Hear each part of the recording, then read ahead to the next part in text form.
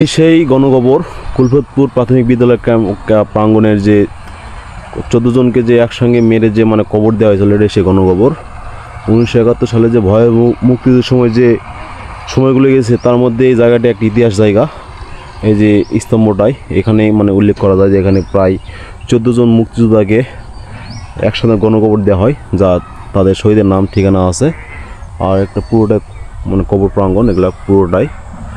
আর আমার হিসাবে যদি এই পুরো জায়গাটা যদি বাংলাদেশ সরকারের আন্ডারে যদি পুরো জায়গাটা যদি ঘেরানো হয়, তো এটা একটা বাংলাদেশে একটি দর্শনীয় স্থান হিসেবেও হইতে পারে, যা আমাদের পরবর্তী প্রজন্ম দেখে শিখতে পারে এবং মুক্তিযুদ্ধের সময় কিছু ধারণা জানতে পারে। আর এই দেখুন পিছনে পুরনো বট গাছ, একদম বাংলাদেশের একটি পুরনো ইতিহাসের একটা জায়গা। তো আপনারা অবশ্যই আসবেন। ধামহাট উপজেলা সদর থেকে প্রায় 5 কিলোমিটার দূরে এই কুলফতপুর স্কুল প্রাঙ্গণে আপনারা আসতে পারেন।